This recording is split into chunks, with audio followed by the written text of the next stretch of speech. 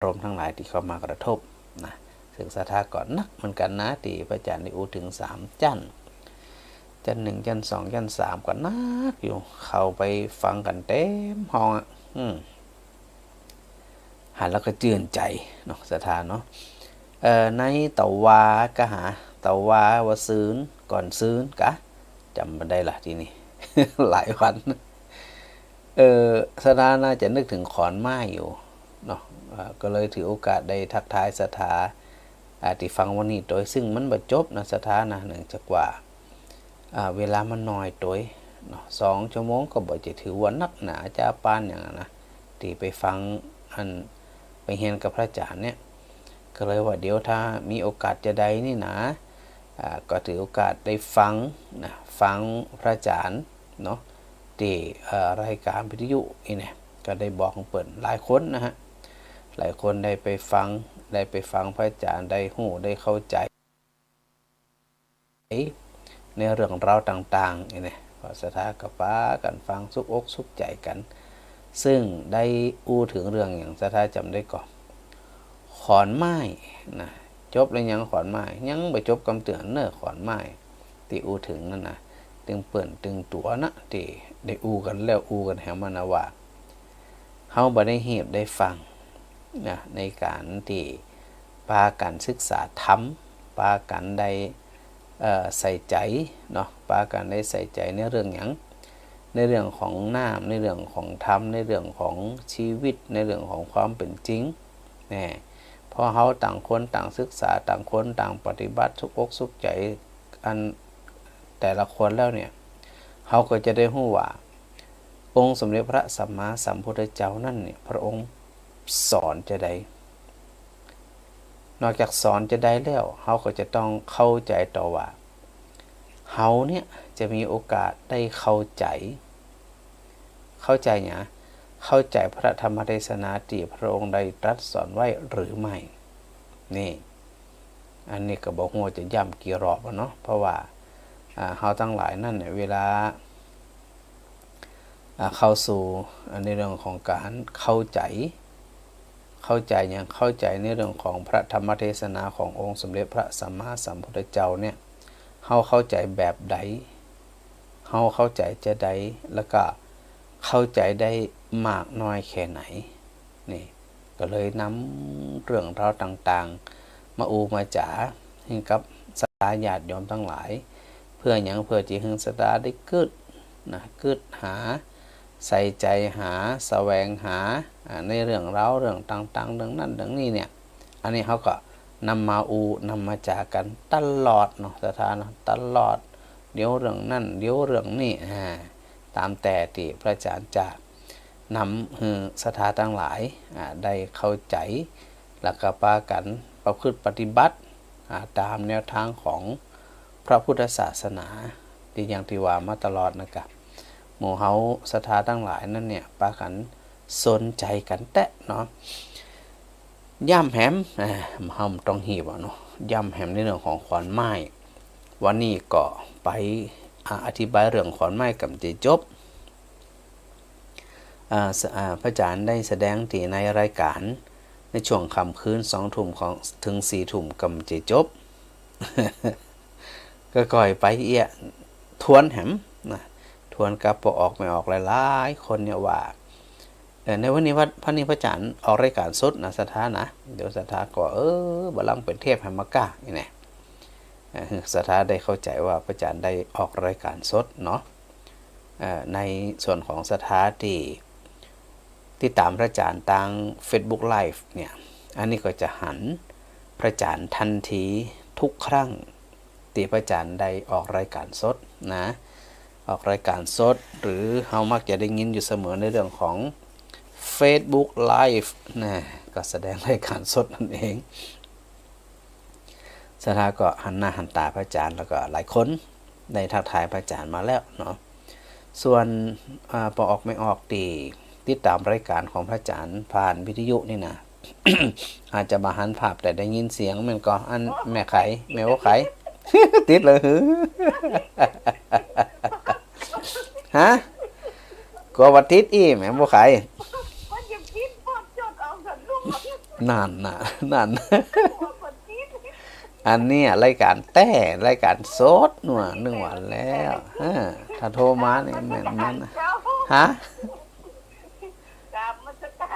สาธุสะดุงสะเด็นแหละอันตัวกะไม่ปิดได้จะได้ดูเจ้าบัดอันทับกำเตือไม่ทันตายละมาละดูเจ้าเดี๋ยวดูเจ้าจะละทำแล้วเนอะให้เจ้าอันนี้นะฮะวันนี้หมอนวันนี้กับเป็ดสุนทรวันนี้อนุญาตเป็นไม้สาธุด้วยกะอันโมทนาบุญด้วยวันนี้นะไก่กับม้านะกะอ๋อเจ้าหมวนอีก็ดีละได้ทำบุญทำทานอย่างน้อยแม่เนาะเจ้าแม่บัวไข่โทรมาเช็คอย่าแต่บัดแต่หลายคนมามั่นใจว่าพระอาจารย์ได้ออกรายการสดก็ว่าเป็นเทพเดี๋ยวกะเทพนี่สถาบันนะอย่างปลั่นก็ปั๊บไปตามนั่นนะอ้าวไม่อ้อยเจ้าวันนี้เป็นสดหนอวันนี้หนอคือว่าถ้ารับนี่คือว่าอะไรตัด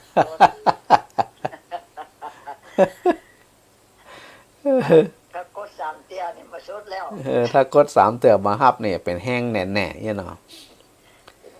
เป็นแห้งแน่อันนี้เป็นสดแล้วเจ้าเพราะว่าอัน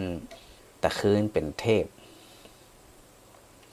วันนี้จะเอาเทพออกให้มันกระดูกระไรนะกวดสถา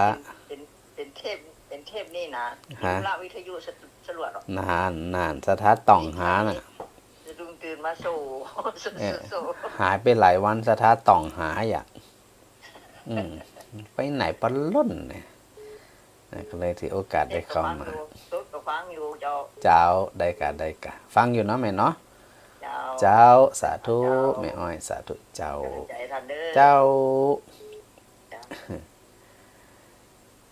ไม่ได้พรหนองบัวแดงเจ้าแม่ฟังจากหยังนี่จากคลื่นไหนฮะหยัง6 โมงบ่ได้ออกกำลังออกบัดเดี๋ยวนี้แม่กะมาสมชาติออกไปแล้วอันนี้มาหาหยังบ่เดี๋ยวนี้ฟังมาหาหยังบ่เดี๋ยวนี้อาจารย์มหาบรวิทย์นะตอนนี้นะแม่ฟังจากไหนแม่ฟังจากคลื่นหยังแม่ฟังจากคลื่นหยังคลื่นหยังอ๋อวัดฝ่ายหินเนาะอาจารย์พระครูอันสมุวิสุวัตชัดเจนดีเนี่ยนะวันนี้เป็นเชื่อมสัญญาณขึ้นเนาะฝ่ายหินกะ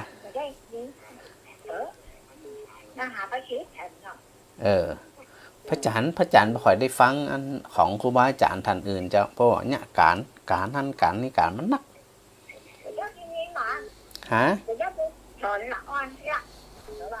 เจ้าเดี๋ยวก็ไปสปะสอนละอ่อนสอนคนมีศิษย์สอนคนเฒ่ามีหมดสอนท่านสอนนี่แม่สบายดีกะแม่พรยายพรจบกะ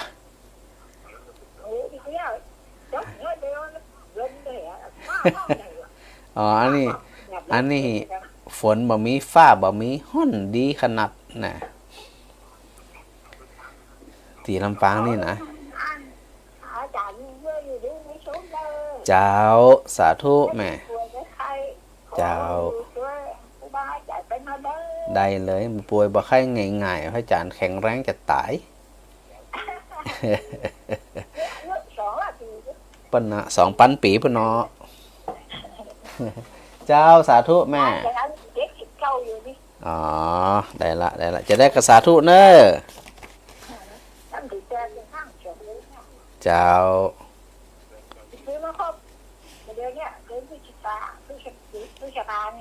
เจ้าตีละสาธุเนอะเจ้าฮัลโหล ไม่สาเจ้าท่านอาจารย์ แม่หยังก้อนนี่ ไม่ติ่งบ้านอุโมงค์กับปูนเจ้า มันยังบ่ขึ้นหา มาขึ้นเลยกะ มันบ่ขึ้นเจอแม่พระอาจารย์กับเม้มไว้แล้วนะนี่นะ นึกว่าไม่ได้ฟังจังท่านแต่ตะกี้มันนี่อย่างเจ้า ฮะตะกี้มันยังหยังจะได้มันดักไปกะ เจ้ากุกกุกกักกักอ่านมากำเดียวกันเนื้อกำเดียวกันเนื้อ อาจารย์ พระอาจารย์แล้วอันนี้อย่าอะไรก็ไปกดโปรแกรมมันอยากซึ่งมันหายไปกับหูจะไปกดตัดใดเนี่ยก็เลยโทรหาเจ้าหน้าที่น้องนัดเพิ่นก็หันจัดให้เรียบร้อยเจ้า อันแม่ฟังขึ้นของไฟเห็นเนื้อชัดเจนดีแล้วเนื้อไปเดี๋ยวนี้นะ อ๋อชัดเจนดีแหละแล้วก็Facebook ด้วยกันแหม แม่ก็ได้รับ แหละ เนี่ยกะ อ๋อ อันเป็นประจ้าง เจ้าแสดงว่าฟังกับฝ่ายหินนี่นะนะ เจ้าฟังเป็นไฟหิน เจ้าก็ถือโอกาสได้ทักทาย ท่านด้วยเนื้อ เจ้าสาธุทักทายศรัทธาจากคืนฝ่ายหินด้วยเนอเจ้า แม่บุญนักวุฒิเดช ไม่สาเจ้า คนนาแจ พวกก้านเหมือนกัน จ่ายแต่ขึ้นเป็นเทพอย่าแม่ หลายวันหลายคืน ฮะแต่ขึ้นเป็นเทพนะ เกิดไม่เทพกะ เจ้า โอ้ ถ้าเป็นเทพนี่จะได้กระตึ้มไม่ไผฮับแหน่นอนนะแต่ว่านี่เป็นรายการสด เป็นว่าไอ้เป็นเป็นเทพ ถ้า ละในวันนี้จะมาจะคืนนะ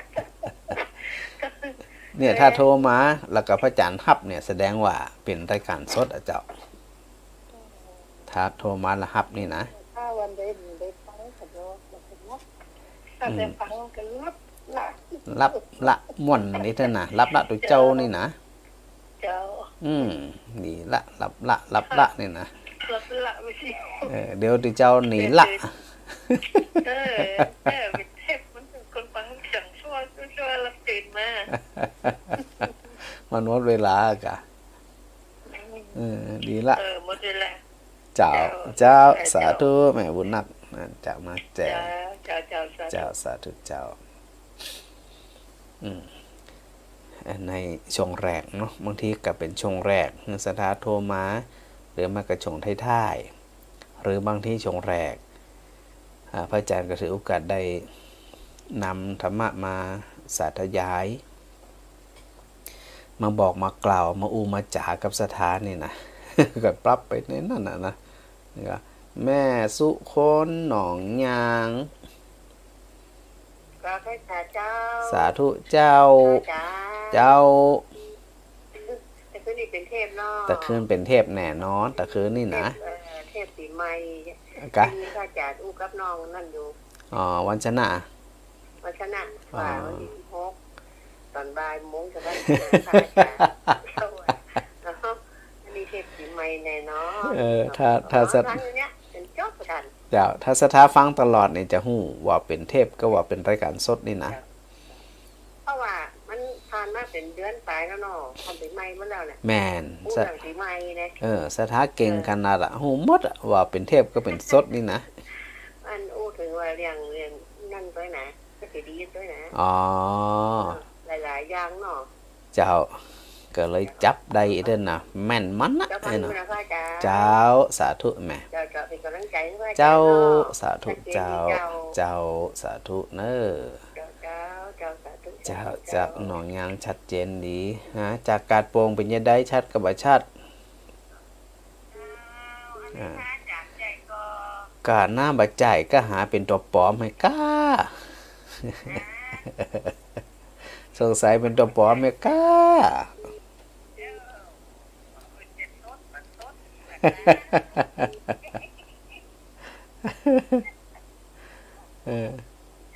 จังว่าคนนี้แล้วไปกระถามว่าพาจากใจ ผมไปไหนอะจงนี่นะถ้าบัดติดหันติดนี่เนี่ยก็จะเป็นรายการสดที่ไหมวันนี้สดแน่ๆถ้าโทรมานากับพระจันทร์ทับนี่นะตึ้มแบบไปไหนอะตึ้งแม่นมันอะ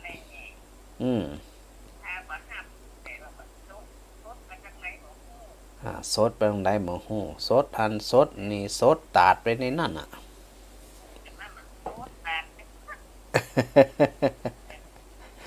นั่งแต่ขึ้นข้างแต่ขึ้นดีโอ้โหม่วน เออ ทั้งเราม่วน เจ้าตะคืนก็เป็นเทพอย่า แต่นั่นน่ะ อืม ว่าโอ้โหทั้งเราที่ม่วนเลยเนาะ ไปมาฟังแสมเราเก่าเห็นนะม่วนเนี่ยนะแม่เนาะ แต่นั่นน่ะม่วนนั่นแหละตอนไหนจุ๊บเลยเอาไปแบบมาจะเอาเบียร์ละ นานพระอาจารย์กวานน่ะฟังขนาดฟังเสียงตัวเก่าน่ะมันยังอู้เขาถ่าลูกหาไผนี่หาอีเนี่ย เออ พอได้ก็มันหนังทั้งเก่านี่พอได้เสียงชัดเจนเนี่ยเนาะ นั่นน่ะ อืม ทั้งชัดเจนดีวันนี้ก็ชัดเจนดีนะอาจารย์ เจ้าจะได้กระสาธุนะแม่เนอ จำแบบบางทีน่ะคัดคักจะเหมือน อ๋อกระจัดเมินกับพระอาจารย์กดหันกดนี่มันบ่ถูกอ่ะ นั่นน่ะ ก็เลยน้องนัดทำมาโจยตอนนี้โอเคละ เต้นออกสองหาเต้นได้สองหลอกพยาน กะหายแซบหายสอยอีกเออ แย่เต้นกับมาทำหมวน ไปมาหายแซบน่ะเดี๋ยววันพระอาจารย์ก็จะฝึกไปทีละน้อยละน้อยอาจจะแหมนอนไปถึงชำนาญตัดได้การเองอย่างเองนี่ค่ะเพราะว่าบางทีเจ้าหน้าที่เหมือนกับติดการติดงานเนาะธุระปะปังเปิดนี่เนี่ยเดี๋ยวอันใดที่เราทำเองได้ก็ทำไปเองเนาะนั่นน่ะเจ้าตึงเปิ่นตึงตัวถ้าทำเองได้มันก็สะดวกดีเจ้าเดี๋ยวว่างๆเดี๋ยววันใดจะติดงานก็จะเปิดเทปเนอร์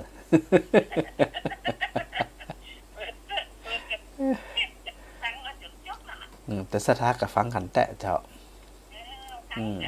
วันนี้ไปอันสอนผู้สูงอายุก็โอ้ยมีคนฟังรายการก็จัดหลายคนอยู่อันก็ไปเตะไปบรรยายไปสอนที่เทศบาลเขลังอะเจ้าเป็นมีโรงเรียนผู้สูงอายุอย่าม่วน2 ชั่วโมงเข้าอูกันม่วนไก่ขนาดแล้วปุ่นมีกะตั้งปุ่นอ่ะตั้งอันแหละอ๋อต้องเพศเป็นจัดหรออันคนนักอยู่เจ้า3 จัน 4 จัน 6 จัน 6 ห้องก่อนคนนาบเจ้าได้ผลพอคนเฒ่าคนแก่เป็นไปกับหม่อนนั้นสันเหล่ากันปัตตรหม่อนบางหวังบางเงากันนะปรับไปตามนั้นเนาะสาธุเนอแม่เนอเจ้าสาธุแม่เจ้าปอสีบ้านผาแมวน มัสการพระอาจารย์ สาธุป่อ แต่คืนไปไหนเหียเนี่ย แต่คือโดยเจ้าสดตาทำอีแล้วก็โทรที่เก่าหนา มันบ่มีคนหับปอเนื่องจากว่ามันเป็นเทพเนาะพระอาจารย์ก็ทำงานทำการทำนั่นสปันน่ะ น่าจะรายงานพระอาจารย์นะโอ้มันล้มไปล้มงาวอ่ะ ที่ไหนพะแมวอ่ะ พระแมวอ่ะ อันนั้นเป็นยังได้พ่อเข้าอย่างแต่ยังว่าแล้วอันสภาพบ้านเป็นยังพ่อหลังคาแถวๆนั้น มันก็พอถึงแล้วกับเอ็นดูหมู่วานนะครับผลโรคทำของเขานี่ตายไป2 ตัวฮะมันก็จะพาโดยถ่านเนี่ย ส่วนมากมันน่าจะฟ้าผ่าป่อถ้าเป็นนั่นลมธรรมดาเนี่ยมันเป็นมันเป็นธรรมชาติเนาะอย่างที่พระอาจารย์อู้ตั้งแต่แรกว่า ปีไหนทำมันฮ้อนเนี่ยนะลมมันจะแห้ง เอางานการบอกย้ายปันลมกระจายดังหลวดอ่างโลแล้วก็เอาปู่ย่าชมพลอยที่พระอาจารย์เพิ่นแนะนำเมื่อแน่อีกอ่ะเอาโบราณน่ะแต่สีดีทักที่เก่าหนาแต่บ้านป้อมเป็นหยังเนาะ ก็เป็นหยังโอ้ดีละก็ก็ต้องก็ช่วยกันดูแลช่วยกันระมัดระวังอันน่ะกะมันฟังไร รายการเนี่ยทำมากกับเอาคาถาได้จำได้ก็ว่าไปตามนั่นนะครับ มันเป็นธรรมชาติ ไปนอกพระอาจารย์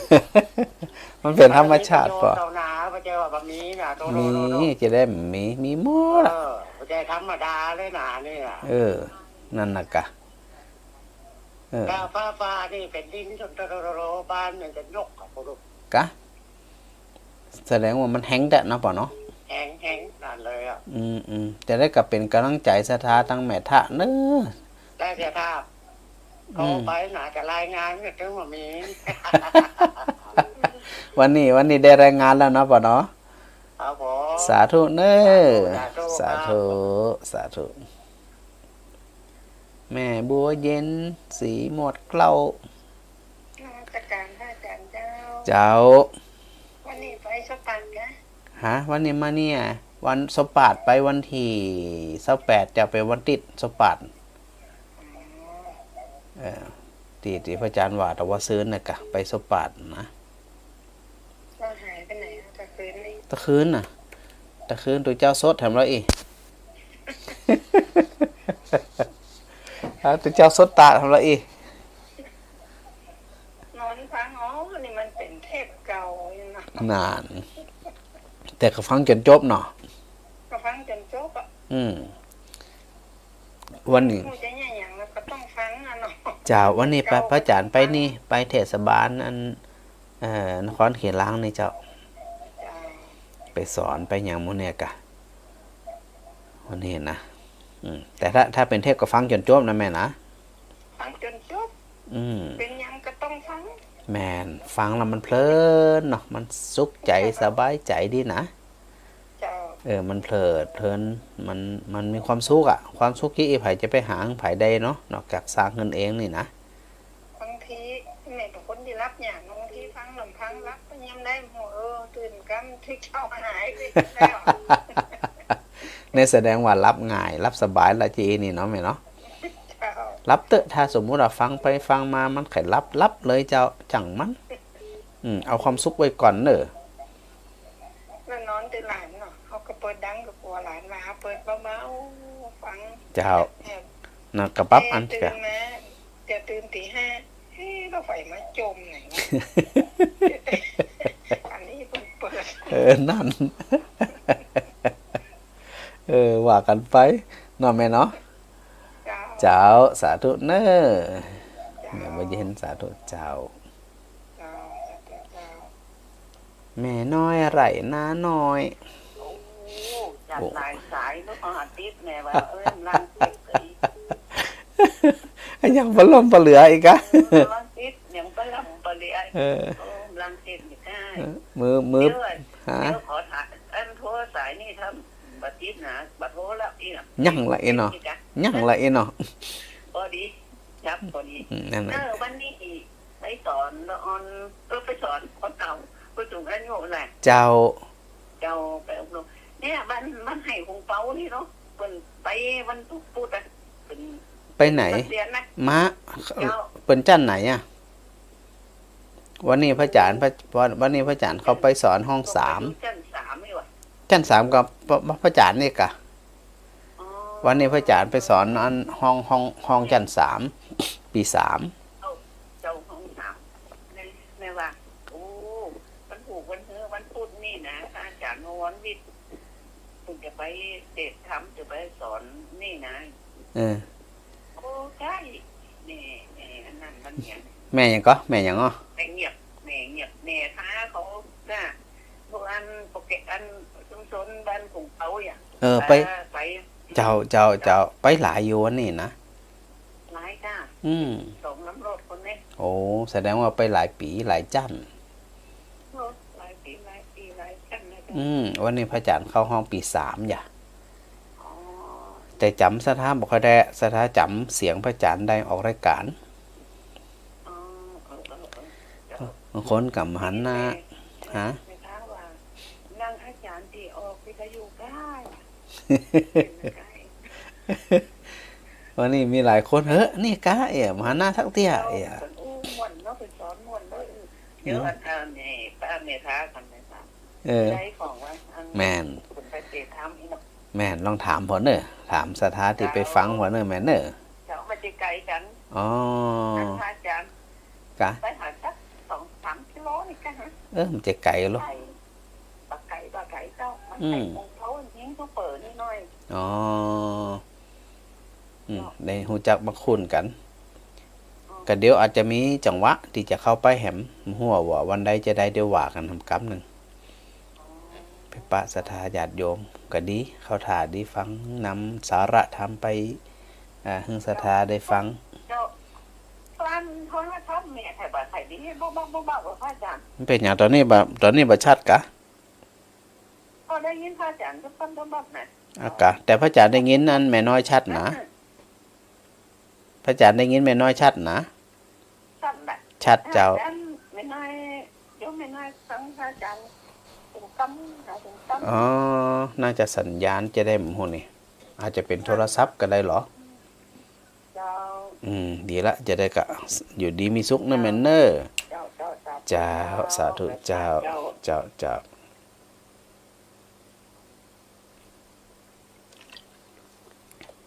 เนี่ยสถานหลายคนหลายท่านเนาะฮะแม่บรรเย็นเจ้า พระอาจารย์เจ้าพระอาจารย์เจ้า สาธุ ตู้ถึงเรื่องหนังสือนี่เขาจะได้ดีกัน เร็วๆเนี่ยตอนนี้พอดีพระอาจารย์นั้นคือทางทองนริศราเปิ่นไปดูแล้วก็มีแก้ไขให้นิดหน่อยวันนี้เปิ่นส่งมาแก้ไขให้นิดหน่อย เจ้า ก่อนน่าจะติดเนี่ยไหมติดนี่น่าจะเข้าโรงพิมพ์ละ เจ้า เจ้า คือยายน้องไปอยู่จังไรเนาะตอนแรกคนว่าม่อมได้ฟังอย่างน่ะ เจ้า แม่ก็แน่นิ้วเปิ่นฟังวิทยุนะฟังดีพี่เจ้าทางวิทยุเดี๋ยวเปิ่นได้ยินเสียงเราประยักได้หนังสือชวดมนต์ กะแล้วตอนนี้เปิ่นได้ยินพระอาจารย์วะ ได้ยินค่ะ เปิ่นฟังจากไหนอ่ะเปิ่นอยู่ไหน เปิ่นอยู่อำเภอสันทรายเชียงใหม่ ถ้าเปิ่นได้ยินพระอาจารย์จะได้อ่ะแม่งก็ เปิ่นว่าเปิ่นได้ยินเตี้ย กะ ที่แม่บ้านเย็นโทรหานะเปิ่นว่าอี อ๋อแม่งยังก็ แม่น้อย แม่น้อยอยู่แม่น้อยสันซ้ายแหละ เปิ่นอยู่บ้านสันทรายอยู่อำเภอสันทราย ว่าแสดงว่าเคยโทรเข้ารายการด้วยก้าแม่น้อยนี่ เปิ่นว่าเปิ่นฟังนี่นะเปิ่นได้ยินว่าโทรนะ กะถ้า ได้ยินว่า เจ้า หนังสือสวดมนต์นะใครได้ยินนะเอาหูเปิ่นกินนะไอ้น่ะยาย อ๋อ น้อยว่านะ เจ้าได้เร็วๆเนี่ยเร็วๆเนี่ยเจ้า เจ้า ส่วนมาก ถ้เดือนหน้าลูกสาวมาก็จะพาไป เจ้า ญี่ปุ่นนะ ส่วนมากอันตั้งแถวๆนั่นเปิ่นก็จะฟังพระอาจารย์จากวัดฝายหินเจ้า104.5แถวนั่นนะ เขาจะกินก็เอาเปิ่นก็ฟังน่ะทั้งคุณนะ อ๋อเจ้าเปิ่นฟังกันหลายอยู่แถวนั่นน่ะแถวสารปีแถวสันซ้ายแถวนั่นน่ะฟังกันหลายอยู่ โอ้คุณว่าหายงอมดีว่าได้ยินว่าหนังสือถ้าได้มาเอามือกินนะเปิ่นว่าอีนะ ได้เลยอันสถาคนใดที่ใครได้ก็เดี๋ยวแจ้งพระอาจารย์ว่ากำนะพระอาจารย์ลืมแล้วนะว่าใครได้จะได้นี่นะเดี๋ยวโทรมาบอกพระอาจารย์ว่าสะดวกจะได้ถ้าคนไกลๆก็จะส่ง ให้ ให้ ฝากนมแม่ลูกสาวแม่ปีนวันนึงก็ได้เลย ได้เจ้าได้เลยมีปัญหา แม่ไปเอาที่บ้านแม่ปีนวันนึงก็ได้ เจ้าเอาแล้วแต่สะดวกแล้วก็หลายคนหลายทัน เจ้า ตียังบ่ได้กำเตือเดี๋ยวพระอาจารย์จะบอกว่าหนังสือมันมาแล้วเน้ออีกอ่ะ เจ้าเล่ม เจ้า แม่บอกครั้งนึงเรานี่ก็ใครได้วันนั้นได้ยินว่าเอามือกินนะ ได้เลยอันก็เอาแบ่งกันไปอ่านไปสวดมนต์ไปทำความเข้าใจกันได้เลยเจ้าแจกกันอยู่แล้วเนาะ เจ้า เจ้าใจจุ่มๆได้แน่นอน เจ้าสาธุแม่ ร้อยปีได้เนาะ บ่ถึง100ถึงรู้มันสิถึง100 ถึงร้อยถึงมันก็จะคืนนี่เทพนะท่านเนาะ แม่นแต่คืนเป็นเทพพระอาจารย์ทำงานบัดตันเจ้า อย่างนี้นะอ๋อนี่เทพแล้วนี่ แต่คืนนี้ก็งานหนักอยู่บ่ฮู้ว่าจะตันกับบัดตันนี่ เจ้า ก็ปรับไปตามนั้นเนาะ ว่าน้องวันจะมาวันดีที่พบนี่นะอันนี้สงกรานต์จะมาทำหัวอีตัก จะเป็นเทพแน่นอนถ้าจะอ่านเนี่ยเนาะ มันฟังมันปีใหม่เมษาพุ่นแล้วนี่ เจ้าสา เทพว่าสดว่าหยังอ่ะ เจ้าดีละสาธุแม่บรรเย็นสาธุเจ้าสาธุเจ้า แม่พัดนาความใต้ พระอาจารย์เจ้า เจ้า ตัวใหญ่อีกเด็กก็ไปได้อะไรแม่สอง ได้เลย บอกว่าพระอาจารย์อ่ะตัวนี้แม่พ่อได้แม่หมอหัวเรียงแม่ว่าตัวใหญ่ไม่เคยได้ ตัวใหญ่แน่นอนเนี่ยแม่อันแถวหน้ากวมเนี่ยมันเป็นตั้งผ่านพระอาจารย์อยู่แล้ว ถ้าจะได้ตั้งได้ที่พระอาจารย์ผ่านไปพระอาจารย์ก็จะแวะฮืออยู่แล้วจะไปดังว่าตั้งเวียงกาตั้งอย่างค่าที่พระอาจารย์ผ่านนี่นะพระอาจารย์ก็จะแวะไปฮืออยู่แล้วใหญ่แม่อะไรล่ะพระอาจารย์เดียวเขาว่าตัวใหญ่พอตัวใหญ่ก็เคยได้นะไม่สั่งจะไม่อ่านมันนั่นนะแม่คนเปิดนะแม่คุณกัดไม่มากอะไรนะ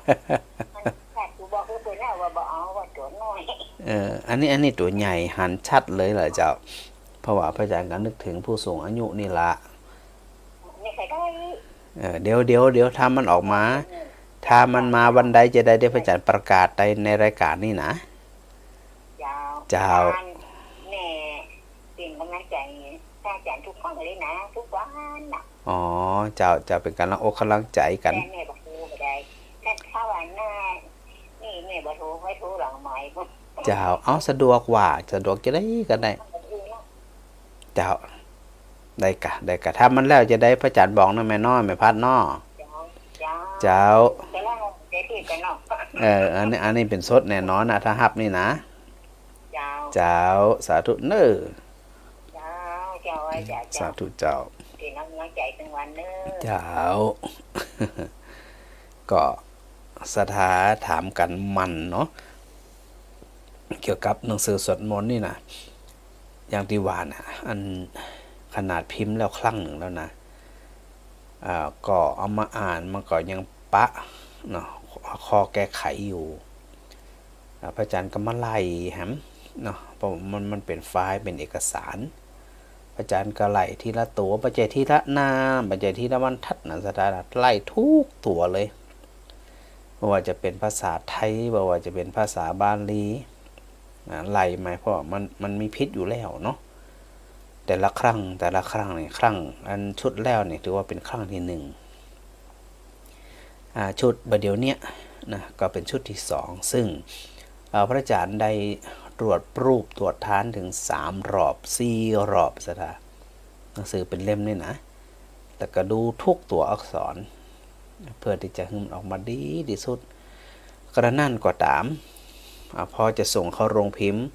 ตังอันโยมลูกศิษย์ห่างทองนริศราเปิ่นไปเช็คพอปรากฏว่ามันยังบ่สมบูรณ์เตื่อส่งมาให้อาจารย์พอพระอาจารย์กหารแต่ไอ้นี่ต้องขอบคุณโยมพันธัดเหมือนตัวจากห่างทองนริศราที่ช่วยกันปรูฟช่วยกันตรวจทานเนาะเพื่อที่จะงานหนังสือสวดมนต์นี่ออกมาดีที่สุดเขาจะห้องว่าเป็นหนังสือสวดมนต์ก็ได้หรือว่าเป็นหนังสือศึกษาเรียนรู้สาระธรรมแก่นธรรมของพระพุทธศาสนาก็ได้พระอาจารย์บ่ได้อันใส่เฉพาะภาษาบาลีเท่านั้นอันนี้ก็อู้กันมาหลายรอบเมื่อศรัทธาได้เข้าใจนี่นะว่าเมื่อศรัทธาเนาะได้มีเวลาในการสวดมนต์ซึ่งเป็นภาษาบาลีเนี่ยเฮาบ่เข้าใจเป็นภาษาบาลีบ่เข้าใจ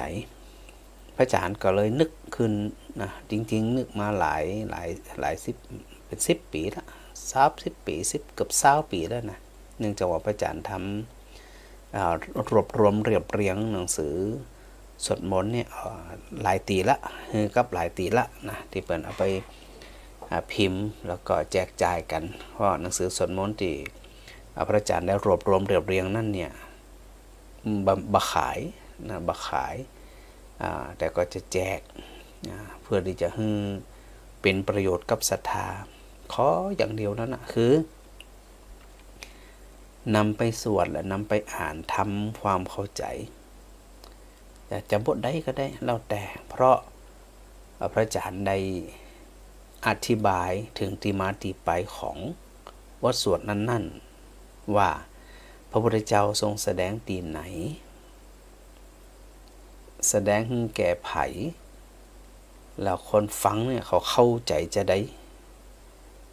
ถึงเรียกว่าเป็นพระอริยบุคคลนะเขาเข้าใจจะได้เปิ่นเข้าใจจะได้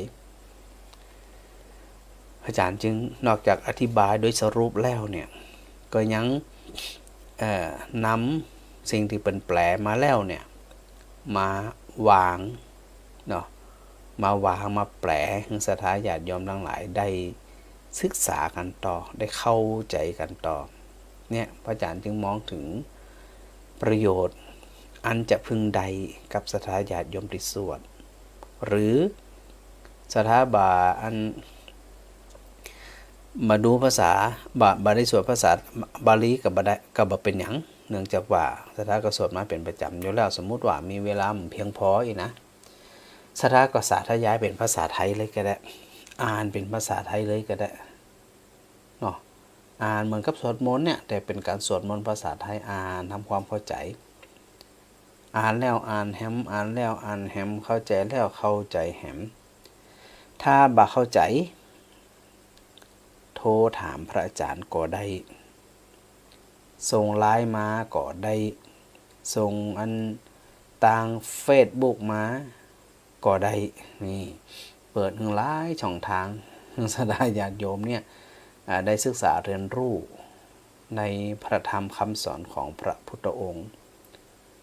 แล้วก็ให้เราทั้งหลายนั้นได้สัมผัสเป็นธรรมโอสถนะแก้ไขรักษาเยียวยาโรคจิตเวลาเขากินยาไปหาหมอไปโรงพยาบาลไปอย่างเนี่ยยาเหล่านั้นรักษาโรคกายแต่ธรรมโอสถหรือการเข้าใจธรรมยาแห่งธรรมเนี่ยรักษาโรคใจก็เพราะเขาหู้เขาฟังเขาหู้เขาเข้าใจแล้วนำไปปฏิบัติเนี่ยแสดงว่าเขานั่นได้กินยาได้กินธรรมโอสถ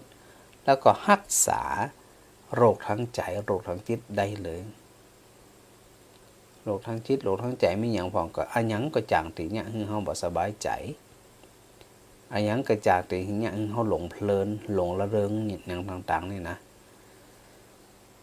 แล้วก็ทำให้คนหรือว่าตัวเฮาเนี่ยบ่ตั้งมันอยู่ในความเป็นมนุษย์ทำน่นทำนี่จะอันจะอีหลายสิ่งหลายอย่างซึ่งล้วนแต่อันเนี่ยคือสภาพจิตใจนั่นเนี่ยบ่มีความมั่นคงเนาะอันเนี้ยจึงเป็นประโยชน์เป็นที่มาที่พระอาจารย์บอกว่าได้ทำหนังสือสวดมนต์ซึ่งเล่มใหญ่เนาะศรัทธาเล่มใหญ่ก็เพื่อที่ผู้เฒ่าผู้แก่เป็นได้อ่านชัดๆเนี่ยตัวใหญ่มันบ่เล็กบ่เล่นนี่นะ แต่ก็บ่ใหญ่จนขนาดที่ว่าอันเถอะทะเนาะกำลังงามเลยแหละศรัทธาไปอ่านขออย่างเดียวนั้นน่ะจะไปเอาไปกราบไปไหว้อย่างเดียวเพียงแค่เอาไปสวดไปทำความเข้าใจเนาะศรัทธาญาติโยมนะแล้วก็วันเสาร์วันที่วันที่28ประมาณสักบ่าย 2ศรัทธาศพปาดตำบลศพปาดเนี่ยนะบ้านศพปาดมาแน่ใจว่าได้สถานีวิทยุของวิไลสงฆ์นครลำปางดังไปถึงปุ่นหรือไม่ถ้าศรัทธาฟังอยู่ถ้าอยู่น้องปุ่นนะถ้ามันได้ยินน่ะนะจะไปลืมโทรศัพท์มาแจ้งพระอาจารย์กำหนึ่งว่าศรัทธาได้ยินเสียงของพระอาจารย์นะแล้วก็28เนี่ยพระอาจารย์ก็จะไปแนะแนวให้กับหมู่ที่เป็นสนใจในการศึกษาต่อวิทยาสงฆ์นครลำปางมาว่าเป็นระดับประกาศนียบัตรระดับปริญญาตรีหรือว่าระดับปริญญาโท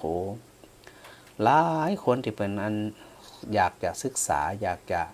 หู้รายละเอียดนั่นแต่ว่าเป็นไก่เนาะไก่ก็มาไก่ถ้าอู้ถึงแท้ๆว่าศพปาดนี่บ่ได้ก็บอกถึงกับว่าไก่แตะไก่ว่าตังน้องเมลลูกศิษย์พระอาจารย์นี่แหละแล้วก็น้องอันน้องวะ ลูกศิษย์พระอาจารย์ท่านคณิสอนก็อยู่วัดศพปาดนี่นะก็เลยประสานงานไปแล้วก็ถึง2ท่านโดยเฉพาะท่านคณิสอนเปิดก็ได้ประสานงานเนาะกับ อันดังประหลวงสิงค้านหมู่หนึ่งประหลวงศรีบุตรหมู่6แล้วก็แม่หลวงยานิสาหมู่3เพื่อที่จะมารวมปะกันในวันที่28บ่าย2โมงเนอะสดาเนอะแม่ลุนสันกำแพง เจ้าอาจารย์เจ้าพระอาจารย์ เจ้า วันนี้ดีใจได้ฟังพระอาจารย์หวั่นใจสบายใจดี ม่วนใจสุขใจดีตะวันนี้นะ พระอาจารย์อารมณ์ดีมีความสุข จะไม่เครียดมัน อารมณ์ดีมีความสุขเลยพระอาจารย์นะ เอ เจ้า นั่นน่ะต้องอารมณ์ดีมีความสุขไปก่อนคนเฮาเนี่ยจะไปอยู่ไปขาดทุนไปนี่บ่คุ้มอยู่ไปสุขใจไปเนี่ยกะมันก็ เจ้า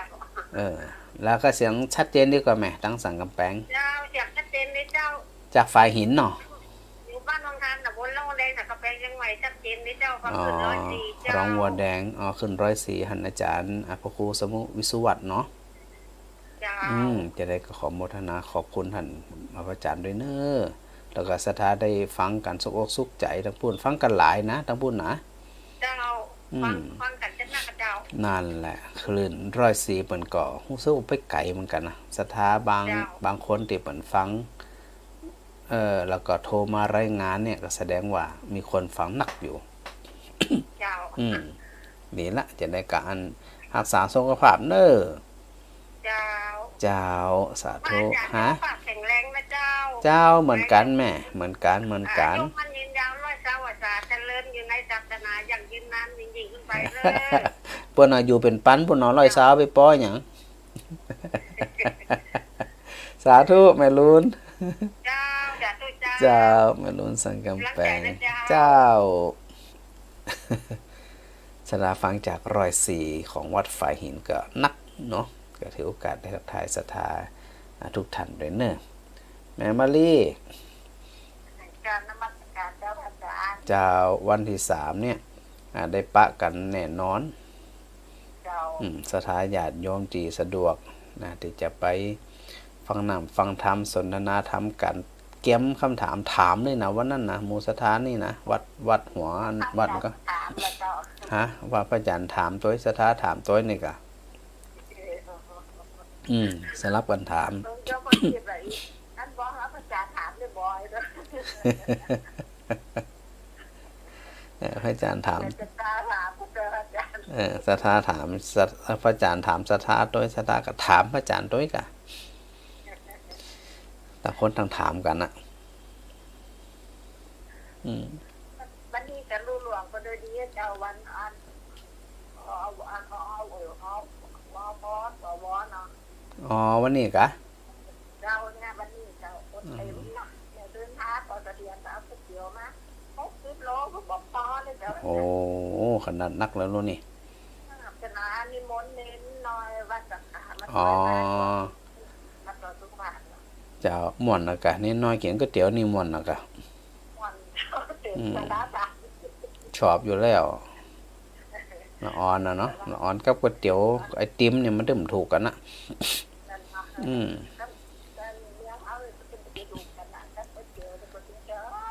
แม่น่ะมันห้อนอย่ามันกินห้อนๆเนี่ยเขาถึงชอบกันวันเราคนหน้าวันนี้เยอะแยะแต่ขนมแต่งานนะเขาแต่ไปขายมุดลื่นด้วยจ้าวันนี้ เจ้าคนนักมันต้องห่วงอ่ะคนนี่นะ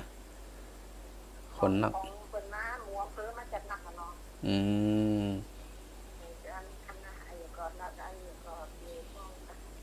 เดี๋ยวจัดอันก็จัดเต้นคืออันมอจะรอสักเต้นหนึ่งเนอะเตรียมโต๊ะเตรียมอย่างตัว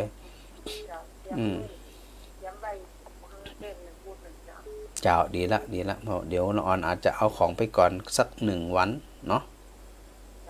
เจ้าได้กันไหมจะฮะจะวันที่2เขาอาจจะเอาไปก่อนก็ได้จะเดี๋ยวถ้าเขาไปจะได้พระอาจารย์จะโทรบอกเนอะเจ้าสาธุฮะว่า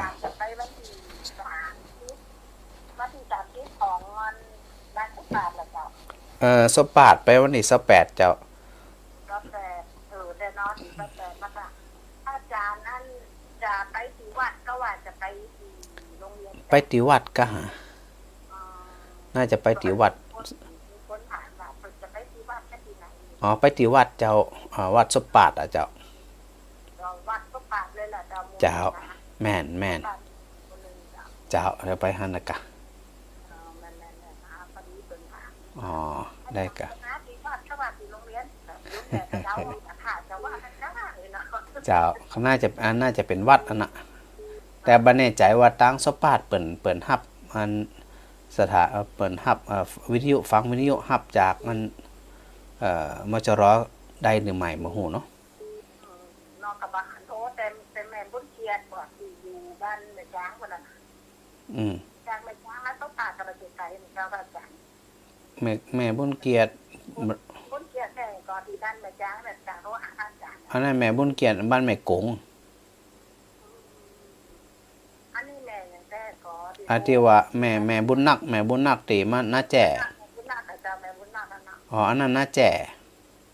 น้าแก่นั่นน่ะอาจารย์น้าแก่มาต้องปากกับเจ้าไก่แล้วก็แล้วก็แม่ไงแม่ลุ้นกะที่อันอยู่เจ้าอ๋อเจ้าจะได้อาจจะไปปะขันปุ่นหาภัยสะดวกเน้อไปปะวันที่28นะเจ้าจะให้ได้ได้จ๋ากันได้หันหน้าหันตากันเน้อเจ้าสาธุเจ้าสาธุวันหลายคนโทรมาพระอาจารย์บัดนี้ครับสถาโทรมาใหม่เนื่องจากอันไฟหินนะสถานะ โทรมาใหม่ก็แล้วกันนะอันวันที่28เนี่ยเวลาบ่าย2เนาะนัดกับท่านคณิสอนเพื่อที่จะไปแนะนำก็ถือโอกาสได้ได้พบกันนี่แหละเนาะได้พบได้แนะนำวิธีอันก็การศึกษาแม่จันเป้งเจ้าคนละปูนฟังชัดนี่แหละฮ้อนดีขนาดแต่ฮ้อนก็มาทำแม่เพิ่นพะลมส่งตัวเจ้าม่วนนี่กะฮ้อนนี่ก็ม่วนนี่กะเจ้ามันก็ฮ้อนฟังถ้าท่านออกมาก็ฟังมีความสุขดิเจ้าธรรมะธรรมโมเนี่ยได้ชัดดีกว่าแม่ชัดดีกว่าเจ้าอย่าชัดเจนดีกว่าก็ดีละที่ว่าฟังแล้วชัดเจนสถาเป็นที่เปิ่งเจ้าสาธุเจ้าแม่บ่เย็นบ่เย็นเจ้าป้าจันไปถูกก่อมันสุปานถูกกะเจ้าตะกี้ยายหนูว่ามันน่าแจกก็ว่าสุปานไปทางเดียวมันไปคนละเรื่องเลยน่าแจ่แฮมตีนึงแหละเจ้าสปาดแฮมตีนึงแหละเป็นหยังเดี๋ยวโทรศัพท์ถึงปาไปแม่ใช่ถ้าไปถึงโทรเขาห้ามแม่ไปด้วยส่งก็ได้ขอบคุณจัดหลายบัญญัติไปไหนกระจ่างบ่อย่าว่าแต่ประเทศไทยเลยทั่วโลกพระอาจารย์ก็ไปได้หมดอ่ะเจ้าถึงเดือดร้อนมันต้องแยกตีสวนปลาหันเนาะเจ้าใต้ไปนะแจถ้าตรงไปก็ไปสปาไปหันให้เดียวก็ถึงแล้วเจ้าเป็นหยังเอาไผสะดวกกับไปไผสะดวกกับเป็นหยังเอาบอกว่าอาจารย์เกี่ยวเพิ่นบอกไปนะแจผู้เนี้ยอันก็ GPS มันถึงนำไปเจ้ามันต้องห่วงมันต้องไปถึงเจ้าจะได้ก็ขอบคุณแม่เนาะสาธุเจ้าสาธุกันกว่าพระอาจารย์ไปบ่ถูกเนาะบ่ต้องไปห่วงสบายใจได้เลยนะการเดินทางการไปหันไปนี่เป็นยากสถานพระอาจารย์ก็เป็นนักเดินทางคนหนึ่งนะเวลาไปไหนเนี่ยหลงก็มันก็มีผ่อง แต่โดยทั่วไปเนี่ยในสมัยโบราณเป็นว่าหนทางอยู่ที่ปากเนาะถามไปหันน้อยนี่น้อยถามมาถึงใดมันถึงปะเนี่ยก็ไปแนะนำแนะแนวไปไปจ่ากันอาจจะถ้ามีเวลาอย่างก็อาจจะรวมสนทนากันเนี่ยสนทนาธรรมกันนี่นะ คือมันได้เป็นประโยชน์เนาะสถานเนาะเอาละในส่วนของอันสถานที่ฟังจากคลื่นฝ่ายหินเนาะจะได้ก็ถ้าสะดวกก็โทรมาแล้วกันเพราะผลหลายคนส่วนตั้งอกตั้งใจเนาะก็ว่ากันไปตามนั้น ฟังแล้วสบายใจพระอาจารย์ทวนก่อนทวนในเรื่องของทารุขันธสูตรก็คือในเรื่องของขอนไม้ที่พระอาจารย์บอกศรัทธาอยู่เสมอว่าบ่ต้องไปจดเจไปจำอย่างมันนะพระอาจารย์ก็พยายามทวนมันนะทวนถึงศรัทธาได้ยินมันฟังไปฟังมาฟังไปฟังมาเนี่ยมันถึงเข้าใจศรัทธาได้เสียงหมาหอนได้ยินเสียงหมาหอนแล้วตอนนี้นะ มันเป็นธรรมชาติแต่เนาะอีนี่นะนี้แล้วมันได้ยินเสียงไก่ขันทางกำนี่นะเนี่ยหมาเห่าหมาหอนสงสัยมันใครออกรายการวิทยุโดยนี่นะพอมันเห่ามันหอนเนี่ยมันดังไม่ทั่วนะทั่วโลกเลยเนี่ยกลับมาในเรื่องของขอนไม้เนี่ยย่ำแห่งกำหนึ่งโดยเฉพาะสถานที่ฟังจากคลื่นฝ่ายหินของท่านพระอาจารย์พระครูสมุวิสุวัตเนาะที่เป็นนั้นได้เชื่อมสัญญาณในวันนี้คือมีพระสูตรสุดหนึ่งเนาะที่พระเจ้าประทับอยู่ฝั่งแม่น้ำคงคาบนห้องว่าทารุขันธสูตรสถานเนี่ยทารุขันธสูตรนะฮะแล้วก็ในส่วนของแม่น้ำคงคาเนี่ยณขณะที่พระองค์ได้ประทับอยู่ฝั่งแม่น้ำคงคาพร้อมกับเหล่าพระภิกษุสงฆ์พระสาวกเป็นจำนวนมากก็ปรากฏว่ามีขอนไม้มีถอนไม้ใหญ่หรือขอนไม้ใหญ่ขอนหนึ่งเนี่ยไหลมาอยู่ในทำกลางของแม่น้ำคงคาซึ่งแม่น้ำคงคานั่นเป็นแม่น้ำสายใหญ่ตีบเกยแห้งขอดเลยเป็นหลายพันปีถามว่าแม่น้ำคงคาแห้งลงก่อนแห้งลงแน่นอนแห้งลงขนาดนักเลยแต่ด้วยความที่ว่าแม่น้ำคงคานั่นฮับน้ำมาจากเปิ้นจากโคมุกจากเทือกเขาหิมาลัยปุ่นตอนมันแรงจะได้กระจ่างแต่ความร้อนก็จะไปละลายหิมะกลายเป็นแม่น้ำมันก็ไหลมาทางฤาษีเกตมาจากหริทวามาทางแผ่นดังไหนทางอันเมืองโกสัมพีทางพาราณสีทางปาตาลีบุตรไหลไปปุ่นออกอ่าวเบงกอลเมืองกัลกัตตา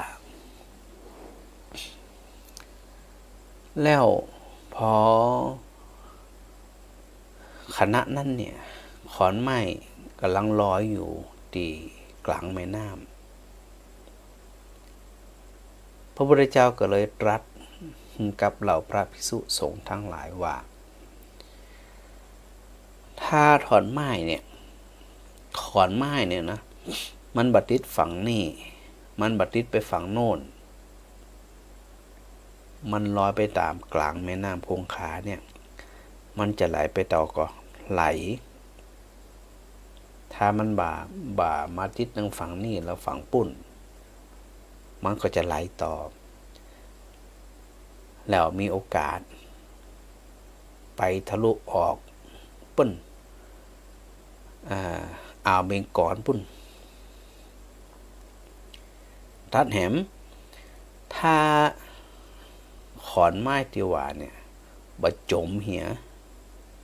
กลางแม่น้ำคงคาถ้ามันบะจมลงไปเหียนี่นะมันจะไปต่อกับไปต่อแล้วพอมันไหลไปถ้า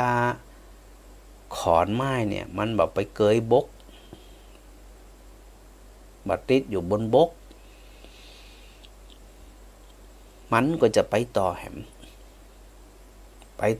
แน่ๆแต่ถ้าเกยบกไปได้ก็ได้ถ้ามันเกยฝั่งเกยบกนะ หรือถ้ามันไหลไปถูกค้นหรือถูกอมนุษย์คือบ่ใจค้นเนาะเอาขอนไม้นั่นน่ะไปเหียอาจจะไปทำหลัวก้าอาจจะไปทำอย่างใดอย่างหนึ่งก้า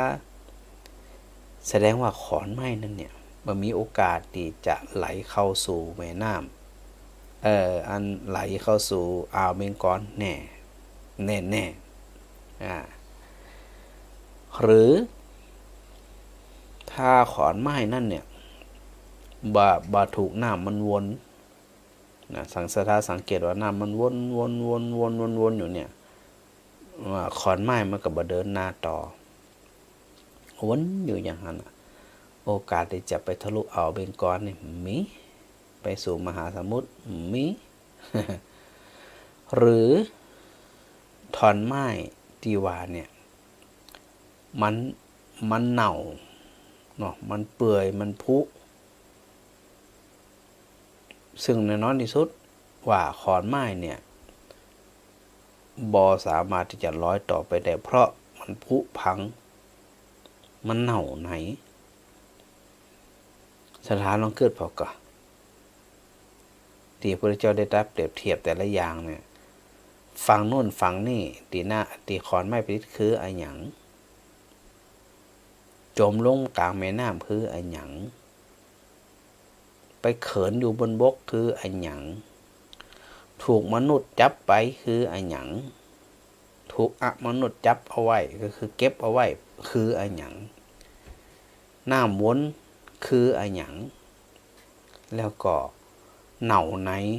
คือเปื่อยผุพังไปเนี่ยคืออะไรหยัง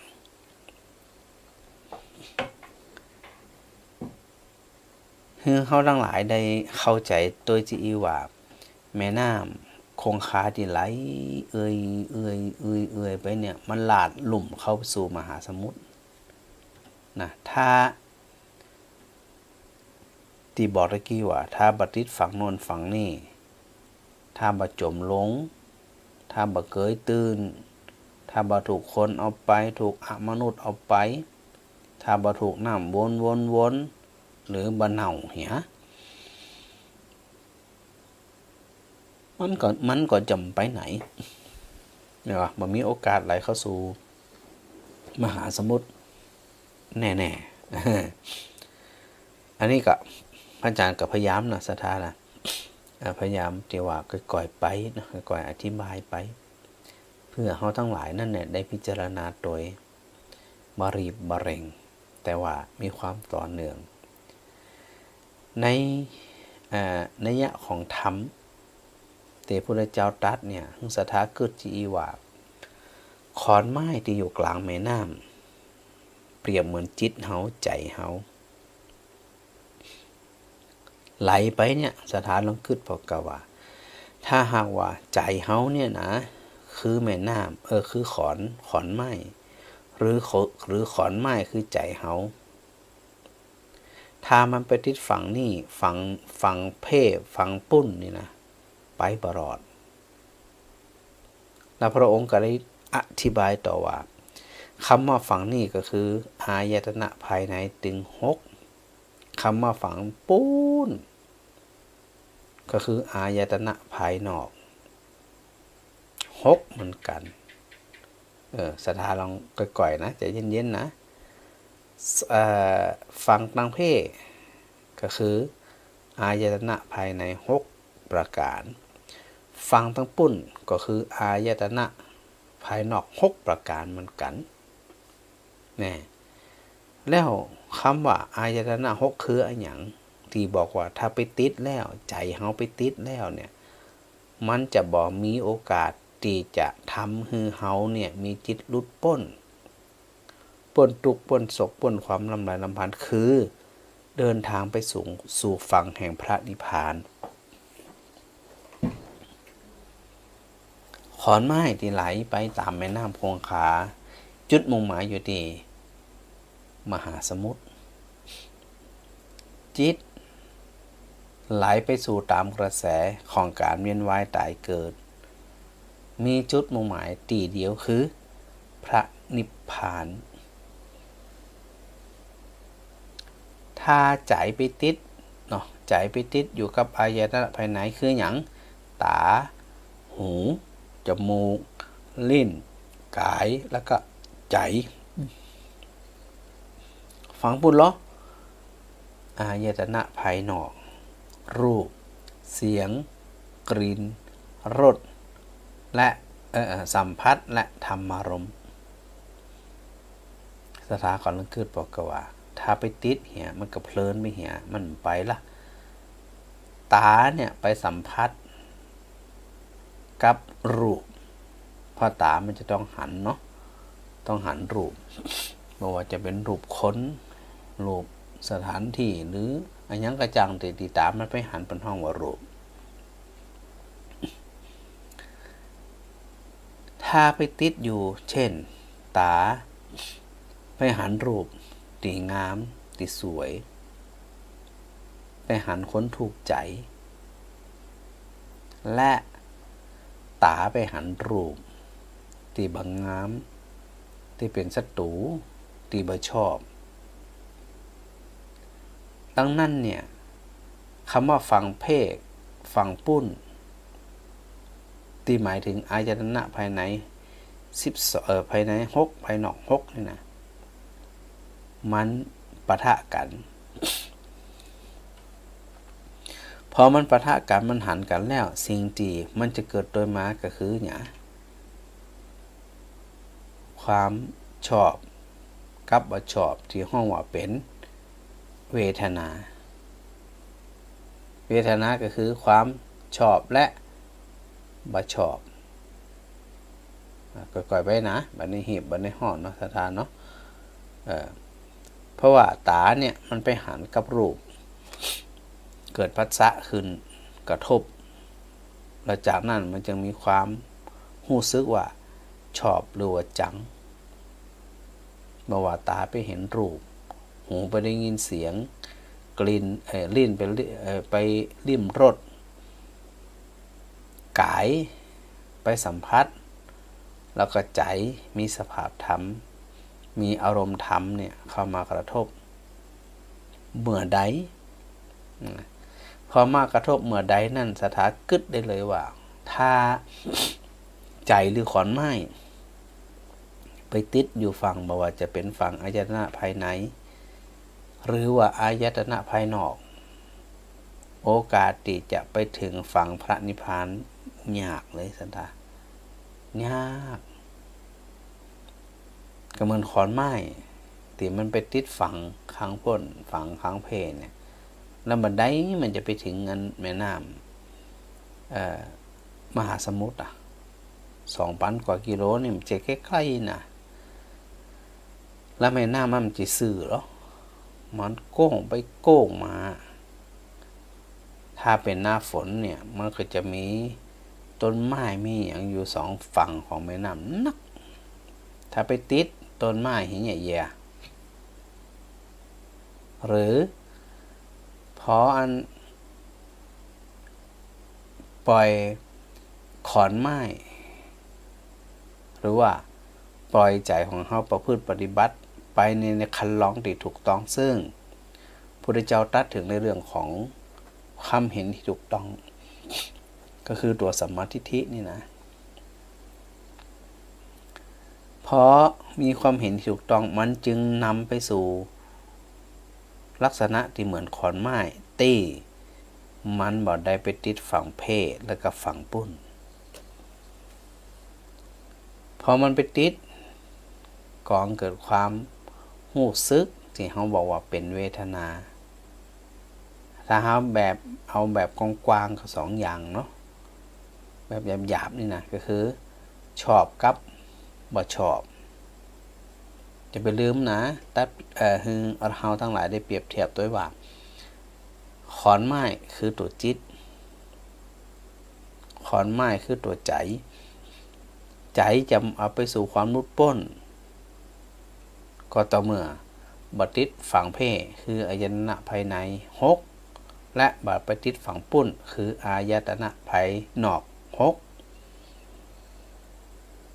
ซึ่งถ้ามันติดมันทำให้กับไปน้อยกับติดน้อยไปน้อยกับติดอย่างตาไปเห็นรูปหูไปได้ยินเสียงเนี่ยเกิดไปไปก็บ่ชอบจังเนาะแต่มันติดนะเวลาศรัทธาไปจังไผก็จังแต่มันจะติดอยู่ในใจมันติดอยู่ในใจ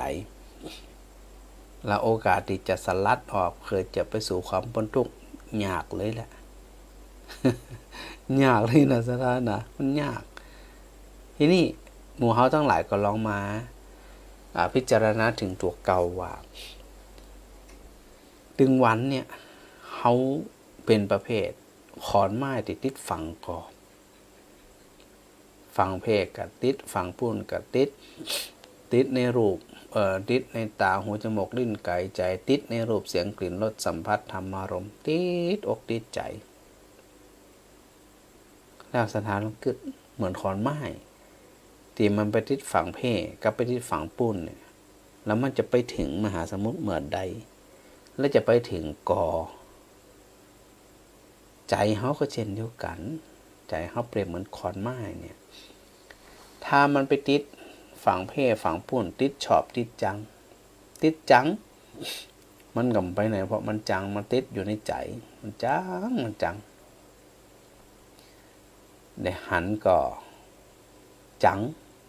ได้ยินก็จัง หันก็จังได้ยินก็จังถามว่าณขณะนี้เนี่ยถือว่าเขาได้ติดฟังหรือยังฟังเพศแล้วก็ฟังปุ้นถ้าหากเขามีความตั้งอกตั้งใจปรารถนาเพื่อที่จะเดินทางเข้าสู่ความพ้นทุกข์ซึ่งขึ้นอยู่กับกำลังแห่งสติปัญญาของแต่ละคนละว่าแต่ละคนนั้นเนี่ยมีความภาคเพียรพยายามแค่ไหนประคองตัวเองเนี่ยประคองจิตของตัวเองบ่ฮึ่งไปคล้องแวะตึงภายในตึงภายนอกเนี่ยบ่ง่ายนะสถานนาทานในกรณีที่พระพุทธองค์ได้เปรียบเทียบรัดเปรียบเทียบจะเนี่ยก็กึดพอกะที่พระอาจารย์ว่าตะกี้นี่นะขอนไม้ตีไหลไปตามแม่น้ำคงคานั่นมันเป็นไปได้ก่อเดี๋ยวว่ามันจะไปไหลไปตามร่องน้ำลึกมันมีโอกาสที่จะติดฝั่งเพศติดฝั่งปุ่นแน่นอนเผลอๆเนี่ยบอกไปถึงมหาสมุทรแห่งสั้นเพราะไปติดอันฝั่งนั่นฝั่งนี่เหียดังนั้นเนี่ยพระพุทธเจ้าได้ทรงตรัสให้เราทั้งหลายได้หันสภาพตามความเป็นจริงว่าทุกสิ่งทุกอย่างนั่นเนี่ยมันเป็นเพียงแค่เกิดขึ้นแล้วก็ดับไปพอจิตตัวสติปัญญาไปเข้าใจที่อีว่ามันบ่มีสิ่งไหนถึงชอบถึงจังเนี่ยบ่สามารถที่จะมานอนพกขาแข็งงอนในใจของเขาได้เลยบ่มีโอกาสแน่ๆเพราะเขามีความมุ่งมั่นประคองบ่ฮึ่งเขาไปติดชอบบ่ฮึ่งเขาไปติดจังบ่ฮึ่งเขาไปติดหลงเหมือนกับพยายามประคองขอนไม้ไปสู่มหาสมุทรเบงกอล 2,000 กิโลเนี่ยนะและที่พระอาจารย์บอกตะกี้ว่าโอกาสที่ขอนไม้ที่พระพุทธเจ้าตรัสเปรียบเทียบจะไปถึงมหาสมุทรลิบลียากแน่ๆอันนี้แค่ข้อแรกที่ว่าไปทิศฝั่งเพศแล้วก็ไปทิศฝั่งปุ้นซึ่งมันเป็นวิสัยของปุถุชนเฮาทั้งหลายเนี่ยระหว่างชอบกับบ่ชอบก็สรรเสริญนินทาลาภสำหรับยศสรรสรรเสริญนินทาสุขทุกข์อย่างหมดเนี่ยโอกาสที่เขาจะสอบผ่านเมื่อถูกสิ่งทั้งหลายเหล่านี้มากระทบคือไปติดอยู่ในใจเขาฮักเขาชอบเขาหลงก็ติดอยู่ในใจติดฝั่งนี่ติดฝั่งปุ้นจังมันยังติดมันยังเก็บมันก็ซึ่งบ่ง่ายเนาะสถานเนาะมันก็บ่ง่ายนะที่อันขอนไม้เนี่ยจะมีสักกี่ขอนที่มัน ไหลโดยสะดวกแล้วก็ไปสู่แม่น้ำคงคาแล้วมันใจระยะเวลาเมินบ่เมินบัดเต่ากันเหมือนหมู่เฮาทั้งหลายเนี่ยการที่เฮาจะเดินทางไปสู่ความพ้นทุกข์เนาะมันก็มีโอกาสแค่ข้อแรกเฮาก็ติดซ้ายติดขวาติดหันติดนี่ขอนไม้ปั้นหนึ่งปั้นท่อนเนี่ยมันจะมีโอกาสลงสู่มหาสมุทรสักตอนว่ายากละอย่าว่าแต่ร้อยเลยต้องเป็นปั้นเป็นหมื่นเป็นแสนท่อนขอนไม้นี่นะและโอกาสที่มันจะไปถึงแม่น้ำคงคานั่นไปถึงมหาสมุทรนั่นเนี่ยริบหรี่บ่ต่างกับหมู่เฮาปุถุชนทั้งหลายที่ชอบติดฝั่งเพศชอบติดฝั่งปุ่นชอบจัง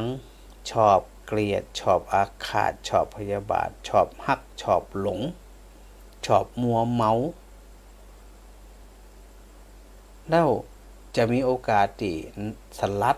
แล้วก็ทำให้จิตใจของเขาเนี่ยเป็นอิสระบ่ขึ้นตรงบ่เป็นทาสของ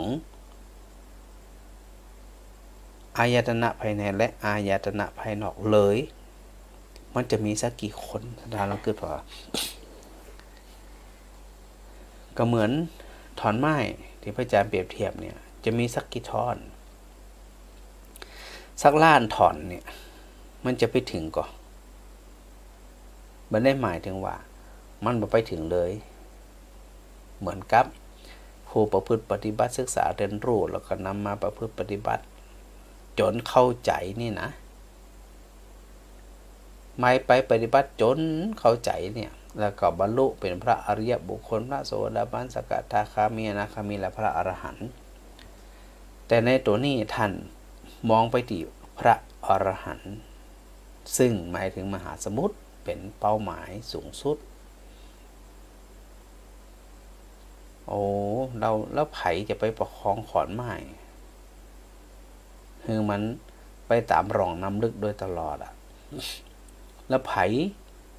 จะเป็นคนประคองจิตบ่ฮึงไปทิศฝั่งเพศบ่ฮึงไปทิศฝั่งพุ่นบ่ฮึงไปทิศชอบบ่ฮึงไปทิศจัง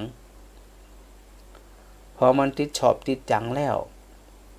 ตีบอกว่าเป็นเวทนาตีตาตัวมาก็คือตัวตัณหาชอบก็อยาก บ่ชอบก็อยากติดละชอบอยากก่อเกิดภวะตัณหาอยากมีอยากเป็นอยากครอบครองอยากไขได้และความอยากของบางคนรุนแรงจะหึงได้ครอบครองครับได้จะหึงเป็นของตัวครับได้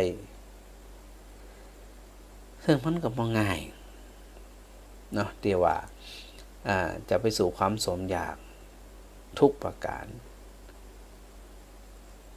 พอเกิดความรู้สึกบ่ชอบเป็นอนิจฐารมณ์บ่ชอบเป็นตัณหาก็บ่ชอบเป็นตัณหาเหมือนกันเป็นความอยากจะได้อยากหนีอยากห่างอยากพลักไสอยากเนรเทศต้องการหนึ่งเนรเทศเลยเด็กหนีก็คือมันสะอิดสะเอียนอยู่ไปกับมีความสุขอันนี้ก็เป็นตัวตัณหาคือวิภวะตัณหาพอเกิดวิภวะตัณหาความอยากภวะตัณหาวิภวะตัณหาโดยหยาบๆ2ตัวนี่นะสิ่งที่ด้วยมาก็คือความยึดมั่นถือมั่นที่ห้องว่าเป็นอุปาทานอันเกิดจากอย่างตะกี้อันเกิดจากสลายตนะภายในและภายนอกยึดล่ะชอบก็ยึดไม่ชอบก็ยึดแต่จะยึดจะได้ก็จังแต่บ่สามารถที่จะครอบครองเป็นของตัวเองได้ตลอดเจนตลอดจาดมีเป็นไปบ่ได้หน้าที่ตัวเองไปยึดถือแล้วยิ่งยึดถือมันเป็นสุขก็เป็นทุกข์ เป็นทุกข์ยึดมั่นถือมั่นเป็นทุกข์ยึดมั่นถือมั่นในสิ่งที่เราชอบในคนที่เรารักก็เป็นทุกข์ไปยึดถือยึดมั่นอยู่กับสิ่งที่เราจังเราบ่ชอบเราเกลียดเราหมั่นไส้ก็เป็นทุกข์เนี่ยสถานทั้งหลายอันนี้แค่ในส่วนของตีว่าขอนไม้ไปติดฝั่งเพไปติดฝั่งปุ้นนี่นะอันนี้ก็หันแล้วเนาะสถานเนาะว่าโอกาสที่จะสภาพจิตของเขาเป็นอิสระโปร่งโล่งเบาสบายนั่นเนี่ยคงเกิดขึ้นมาได้ถ้าเขาไปชอบไปหลงไปเกลียดมันจะเดินต่อเพื่อที่จะไปสู่ความหลุดพ้นแทบเป็นศูนย์เหมือนกับขอนไม้จะมีสักกี่ขอนที่มันไหลไปตามแม่น้ำคงคาจากต้นจนจบโอ้โหเหนื่อยเลยอันนี้แค่ตัวแรกเนาะสถานเนาะที่ว่าติดฝั่งปุ้นติดฝั่งเพศมันง่ายละบางง่ายดังนั้นเนี่ยเฮาท่านทั้งหลายก็จะต้องอาศัยตัวสติสัมปชัญญะเข้ามาคอยคุ้มครองคอยมาดูแลคอยมารักษาคอยมาสะกิดเตือนใจเฮาอยู่เสมอว่าเฮาจะบัดดิษไปฝั่งปุ้นและบัดดิษไปฝั่งนี้สมมติเฮาผ่านตัวนี้ไปได้เหมือนขอนไม้ผ่านไปโดยที่ว่าบัดดิษฝั่งเพศแล้วก็บัดดิษฝั่งปุ้นจิตเฮาก็บัดดิษในอายตนะถามว่ามันจะมีโอกาสไปถึงแม่น้ำมาไปถึงมหาสมุทรก็มันแน่ยากเหมือนเดิมฮะถ้าขอนไม้นั่นเนี่ยไปจมอยู่ในแม่น้ำเหียยากแทบจะเป็นศูนย์เหมือนกัน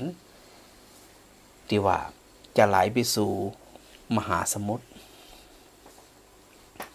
บริเวณอ่าวเบงกอลถ้ามันจมลง สถานะมันจะไปต่อจะใดแล้วในนัยยะของการจมลงเนี่ยพระพุทธเจ้าตรัสถึงในเรื่องของนันทิราคะ การหลงเพลิดเพลินยินดีกับสิ่งทั้งหลายแล้วนั้นหลงเพลิดเพลินยินดีกับสิ่งทั้งหลายเหล่านั้นเนี่ยไปไหนอะไปหลงอยู่ไปติดอยู่ไปชอบอยู่ลำบากล่ะมันก็ลำบากแน่ๆที่เขาจะเดินต่างไปต่อเพราะมันไปหลงยึดหลงติดเหี่ยแล้วก็ไปต่อกับใจได้แล้วตัวนั้นที่ราคะตีบอกว่าไปติดเนี่ยมันไปติดจะใดสถาวะมันไปติดอยู่แบบใดการตีมีความเพลิดเพลินยินดีนั่นเนี่ยสถาก็น่าจะคิดออกเหมือนกันนะว่า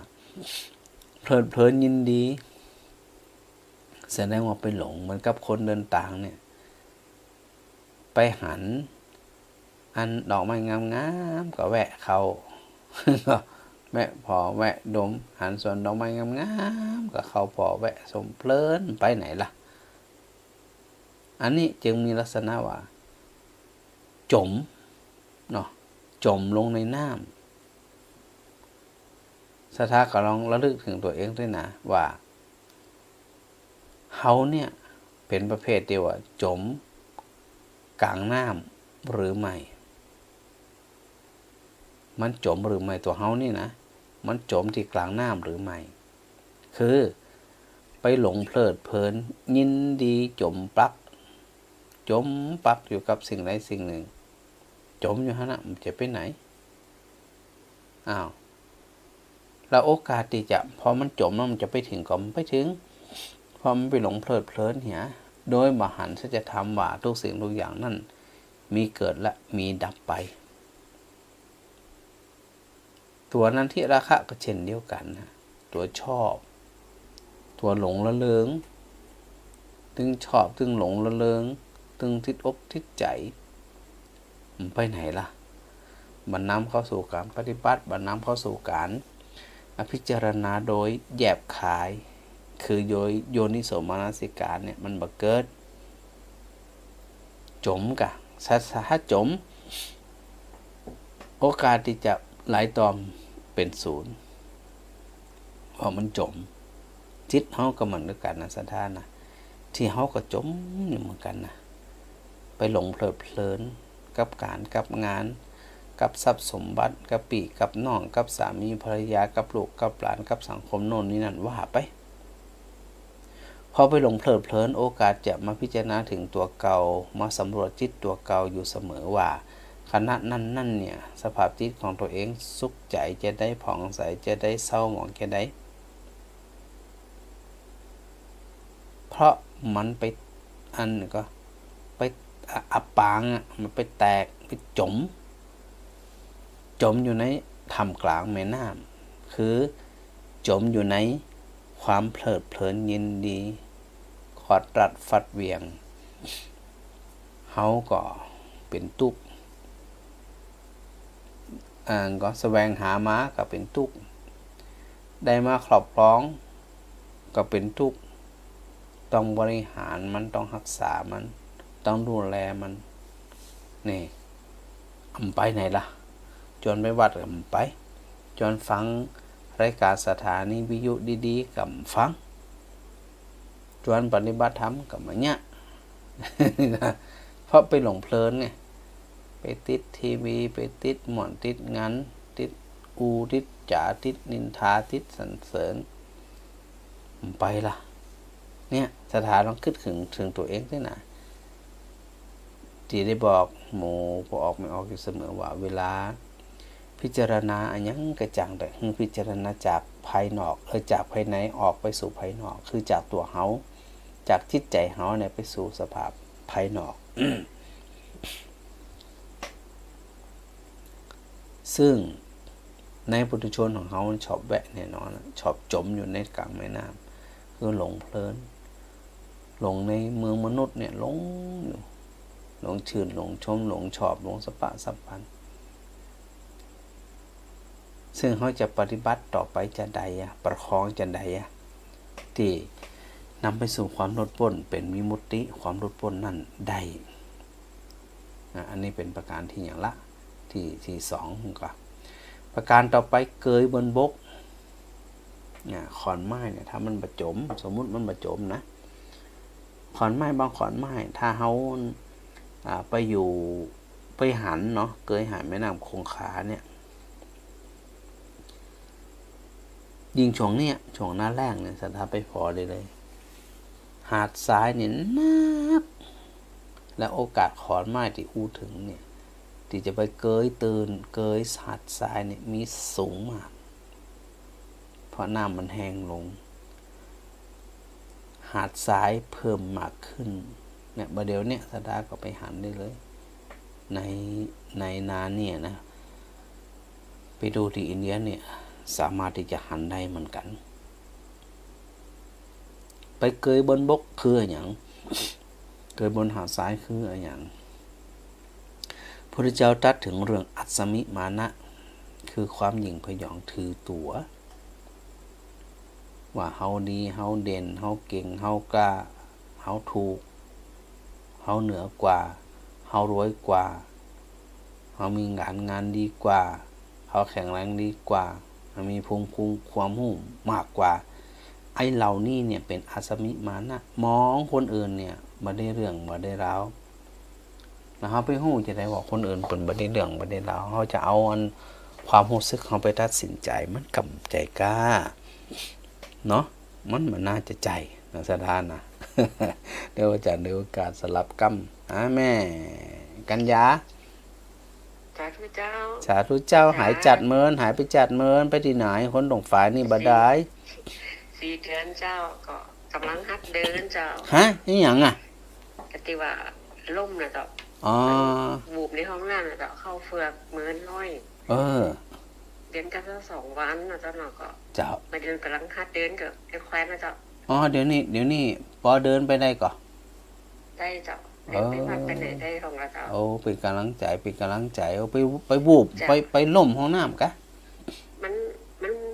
นวัมไปหรอกวัมที่นี่ของเขามันก็ ต่างกับปืนห้องน้ำกันเนาะ เจ้า เจ้าพอดีกันแหมเอามือเขาตะถางไว้เนี่ย อืม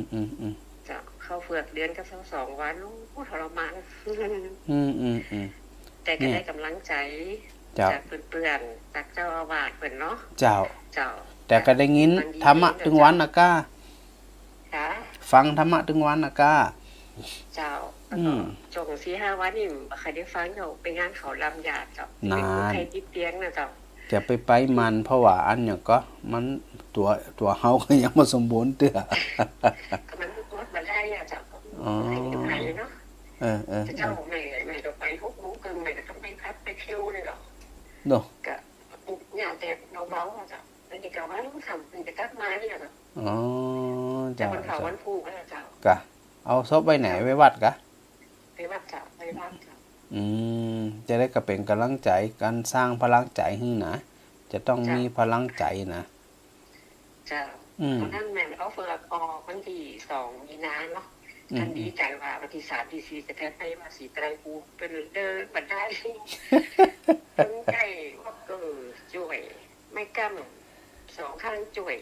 เจ้า เดี๋ยวนี้ใจดีเลยเนาะ อ๋อถ้าอัน พ นี้ ยา ก็ ยามเลี้ยงข้างเดียว ก็กายไป เปล่าๆเจ้าก ายมาบ่ได้แต่ใจมาแล้วไม่ต้องห่วงละ เจ้าแต่ว่าสักวันหนึ่งแต่ว่าสักวันหนึ่งคงจะได้ไปเนาะ อย่าไปไกลอย่างตรงฝ่ายมาอันสีได้ภูมิกำเดียวน่ะ เจ้า ถ้า ไปเนาะ บากายถ้ามาตรงตัวตังนี่สัก4 กิโลน่ะกะ เจ้า 4-5 กิโลน่ะกะ เจ้าสมัยก่อนแม่พ่อกับแม่ของแม่ก็เป็นย่าให้ย่าสอนอยู่ที่โคงเขต3เจ้า อ๋อ นี่ เข ปี ต มันเจ้าพอดีหมูทำแม่เป็นอพยพมาก็เลยง่ายไม่อยู่จังหวัดเจ้า อ๋อ เจ้าไหนเจ้านั้นนะแล้วก็ เนี่ย แล้วก็นี่ตาหลงอ่ะตาหลงเป็นในเมียคนที่คมเนาะเป็นเมียหาเนี่ยน้าป่อเจ้าเจ้า เจ้า เนี่ยนั่นป่อแม่เนาะ อ๋อ ก็แม่ก็เลยถามตาท้องมาว่าก็เป็นญาติเดี๋ยวต้องตาหลงรักแฟนตาหลงอีกว่าไอ้ยินทำจอยรู้ฟังอ่ะเจ้า เจ้าอ๋อ มันมีถึงกันเนาะ แม่นน่ะมันถึงกันบุญจัดสรรธรรมะมันถึงจัดสรรของมันเอง ตามบุญตามวาสนาของคนนี่ แต่ กะ คืนนี่เป็นเทพเท่าไหร่ เจ้าแต่คืนเป็นเทพเจ้าวันนี้เป็นรายการสด กดไซส์ภาษา โด ฟังกันฟังนะเป็นอะไรเป็นเทพมันดีจังเสียงเจ้าเป็นบางวันใดที่พระอาจารย์ทิศงานก็เอาเทปออกมา เจ้าอาจารย์เจ้านี่มีย้ายบ้านไหนคนหนึ่งไปกับฟังพระอาจารย์นะ อ๋อ มันก็เอิ้นแบบไปวัดมาเปิด เจ้า แม่ถามมันเปิดมันก็เอิ้นถามว่านี่ช่วงนี้โทรหาพระอาจารย์ก็แม่ก็ไม่ได้โทรเนอะช่วงนี้นะกินงานซ้อมกินมันก็ว่าอันจะไปเอวมันได้กับชวนจิ้มเยอะอีกนะ อ๋อนี่ยินดีเลยเจ้าถือโอกาสได้ทักทายศรัทธาตั้งหนฝ่ายเดินได้ไหมเนอะ เจ้าสาธุเจ้า สาธุเจ้า สาธุเจ้า เหลืออันเวลาแหมน้อยเดียวนะแหม9 นาทีก็จะหมด ศรัทธาก็เดี๋ยวเปิดโอกาสดีกว่านะเปิดอันรับสายศรัทธาตัวเนาะฮัลโหล อาจารย์เข้าได้อาจารย์ สาธุโลก ครับผมสาธุครับสาธุครับสาธุครับ ได้ยินวันนี้ได้ยินชัดแล้ววันนี้นะ ผมได้ฟังพระอาจารย์สนทนาธรรมตั้งแต่แรกผมจะผมจะจับไว้ผมอยากรู้ว่าถูกก็คือชาติสมุทัยก็คือตัณหากามตัณหามากก็คือศีลสมาธิปัญญาแม่นก็ครับผม แม่นนะถ้าหาว่าเฮาอู้ถึงเรื่องตัวศีลตัวสมาธิตัวปัญญานี่นะครับ ผม ก็คือในเรื่องของอริยมรรคมีองค์8ที่เฮาได้ประพฤติปฏิบัติกันไป ซึ่งก่อยๆว่าก่อยๆอู้ก่อยๆอันฟังกันไปศึกษากันไป ครับผม ดังนั้นเนี่ยในส่วนของการประพฤติปฏิบัติกันนี้บ่ปนศีลสมาธิปัญญาแน่นอนที่เฮาทั้งหลายปากันประพฤติปฏิบัติกันมานี่นะ เฮาก็ถือโอกาสที่เอี้ยโอกาสใดรักษากันประพฤติปฏิบัติกันนี่นะอันนี้ก็เป็นสิ่งที่ถูกต้องแล้วลูกก็ก่อยปฏิบัติกันไปก่อยเป็นก่อยไปนะก่อยพิจารณาก่อยไตรตรองก่อยหยังกันไปนะดีละสาธุโดยลูกสาธุก่อยปฏิบัติกันไปตาเหี่ยว2 ชั่วโมงได้กับครับผม 2 ชั่วโมงนี่ก็มึนตึบแล้วนะ เพราะว่าเดี๋ยวจบรายการเนี่ยส่วนมากพระอาจารย์ก็ทำงานต่อแฮมคันอ่านมันบัดตันลูกเนาะดีละสาธุสาธุลูกสาธุสาธุน้องวันชนะ แม่สีพันธ์สันทรายสาธุมาจ้าเปิดมาจ้าใส่พอดีแบบกะเจ้าเนี่ยแม่นมันนะเตน่ะแม่นตัวเจ้าลำปางหนาแน่ๆเจ้าหม่อนเจ้างานแต่เนาะม่วนเลยไม่ม่วนเลยโยมแม่กับคณะเจ้าสถาเปิ้นก็ฟังกันนักฟังกันหลายโทรผ่องบ่ได้โทรผ่องกับบัดตันกับบ่ได้ท่านอาจารย์นะเจ้าก็โดยท้ายๆบางช่วงพระอาจารย์ก็บ่ได้รับก็มีเนื่องจากว่าต้องบรรยายธรรมเนาะต้องเป็นว่าคนมีบุญเนี่ยได้ยิ้มก่อนนอนน่ะสุขใจยิ้มก่อนนอนใจมันมีความสุขแล้วมันมีหยังล่ะ มันก็มีความสุขหลับเป็นสุขตื่นเป็นสุขเองนะแม่นหลับก็เป็นสุขตื่นก็เป็นสุขนะเอาจะได้แหมเนาะแม่เนาะเจ้าจะได้ก็แม่นะเจ้าสักน้อยหนึ่งก็ยังดีนะแม่เนอะเจ้าจะได้ก็สาธุบุญรักษาเนอะฮะมันพูดยังไงอ๋อลองไหลพอละโอเจอได้ว่าช่างนั่นไปลืมถึงเจ้าลำปางหนาได้จะได้นี่เนาะใช่มันอยู่ได้มันเหมือนเขาเจอในสิ่งที่สูงนะท่านเนาะเจ้าสูงที่ว่าเขามันละเอียดอ่อนนะแม่นปั๊บไปเจอง่ายๆนะโอ้ไปเจอกันง่ายๆมันต้องบำเพ็ญเพียรบารมีคนจะปะจะปบกันมันจะเรื่องง่ายนะจะมีโอกาสไปนมัสการหรือเปล่าเดี๋ยวมันถึงไปไหนมันถึงปะกันจะมีโอกาสมันต้องได้ปะได้ปบกันแม่มีบุญได้ปะอยู่นะเจ้ามีโอกาสได้ปะได้ปบกันแน่ๆเนาะแม่อยากให้ทำบุญแต่แม่มันโอนสตางค์นี่ค่ะก็เอาสะดวกถ้ามันยากถ้ายากกำเป็นหยังส่งบุญมาตั้งใจก็ได้ใจนี่ถึง100%นะเป็นยังไงขอไปมันเป็นหยังไปหยังเจ้าไปยอมโอนให้ยายหาว่ายายนี่ไปที่ไหนทั้งได้บ่ฮู้อีหว่าไปทำบุญอย่างไก่บ้านเฮาไปเลยหยังอีหว่ามันจะทำมามันจะทำก็อยากทำใหม่เนาะอยากทำอะไรมีความสุขจะเป็นเดี๋ยวไปเนี่ยอย่างไปจังเป็นอย่างก็เป็นอย่างก็ห้ามสะดวกกับที่พระอาจารย์ว่านั่นน่ะก็คือ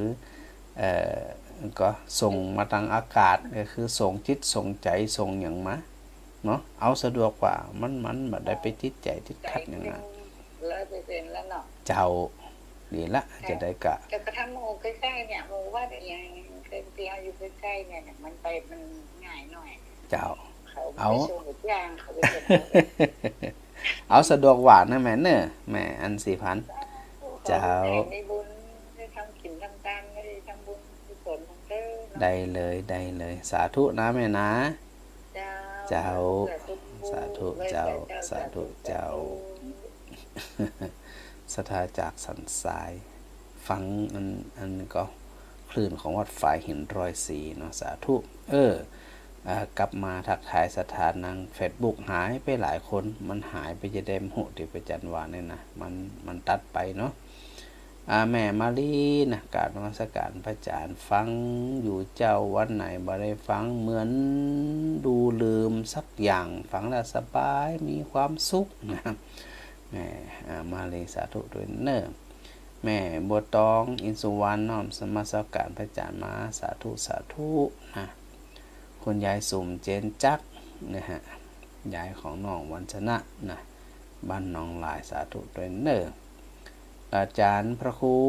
สมุวิสุวัตขับวรกิจโจจากฝ่ายหินนะอันนี้เปิดกรอบเชื่อมสัญญาณถึงสาธุนะครับท่านพระอาจารย์ในวันนี้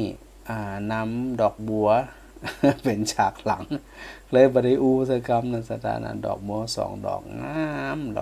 อกป้านมันหาว่าดอกบุญทริกนะดอกป้านดอกบัวสายนั้นน่ะงดงามนะสถานะเดี๋ยวปริศนาธรรมจะได้ก็ว่ากันทำกรรมหนึ่งเนาะคุณยายแปม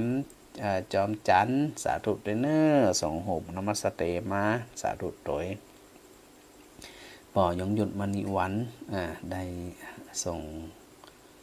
ทักทายพระอาจารย์มาสาธุสาธุเนาะแม่ถนอมพันล้อมสาธุนมัสการพระอาจารย์มาสาธุแม่อมพรบุญมาปะจากแทนดอกไม้จอมตองโยมชนิดาโยมต้อยนะส่งหุบนมัสเตมาสาธุด้วยเนอจากกรุงเทพเนาะนมัสการพระอาจารย์มาแม่เรนูชัยว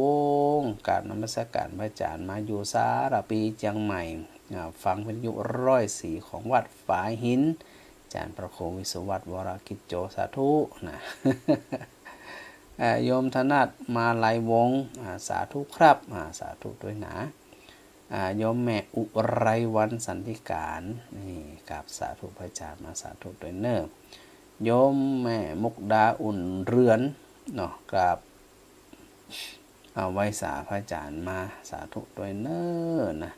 โยมแม่มาลีขนมไทยนี่ฟังพระอาจารย์อยู่ดอกบัวงามแต่นะ